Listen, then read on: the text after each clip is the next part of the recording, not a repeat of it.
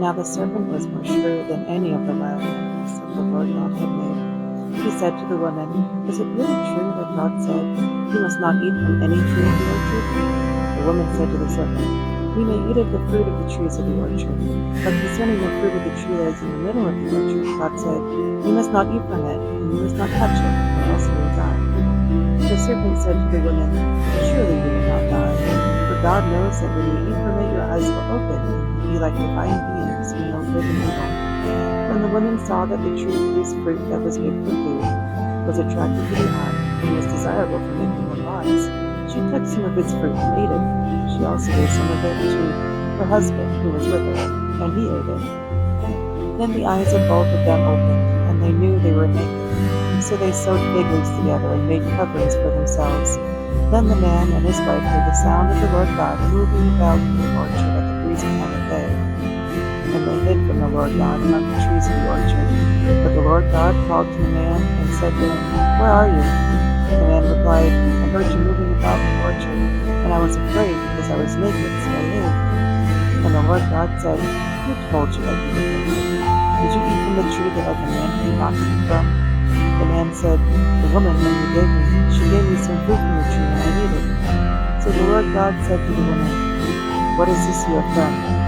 And the woman replied, "The serpent tricked me, and I ate." The Lord God said to the serpent, "Because you have done this, cursed are you above all the wild beasts and all the living creatures of the field.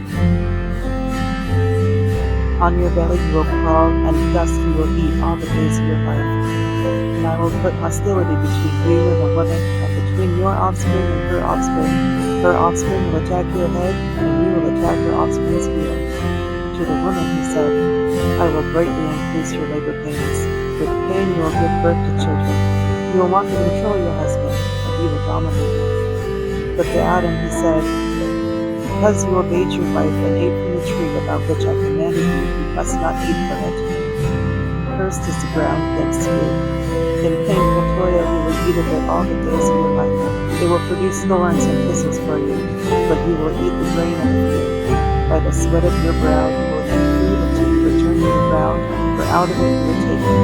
For you are dust, and to dust you will return." The man named his wife Eve, because she was the mother of all the living. The Lord God made garments from the skin for Adam and his wife, and clothed them. And the Lord God said, "Now that the man has become like one of us, knowing good and evil, he must not be allowed to stretch out his hand and take also from the tree of life and eat, and live forever." So the Lord God expelled him from the orchard of Eden to cultivate the ground from which he had been taken. When he drove the man out, he placed on the eastern side of the orchard in Eden cherubim, who used the flame of a whirling sword to guard the way to the tree of life. Alright, so first of all, nobody took accountability for the disobedience in this chapter. Fingers were pointed like that Spider-Man meme. All three of them, Adam, Eve, and the serpent, were punished equally. Alright, so first of all, nobody took accountability for their disobedience in this chapter.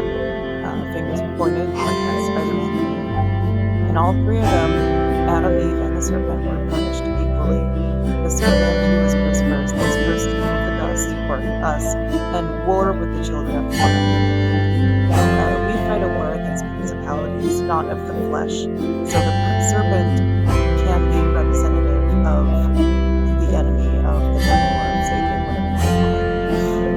And then Adam was cursed to work hard to eat, and now they both have to eat food of the ground to survive. And that makes it sound like when they had the Garden of Eden and all the trees to eat off of, they were just snagging to enjoy life. They were just eating to enjoy ability. It wasn't a requirement to live.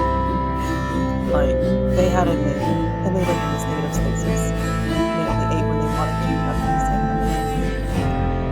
And then Adonai, out of infinite mercy and wisdom, kicked them out of the garden so they wouldn't also become immortal as well, making it the tree of life. In my opinion, our material minds are designed to handle both immortal and Mars. And so everything was great in chapter 1, and things went south very fast. I wonder how everything will be in chapter 1 of it. Considering they haven't met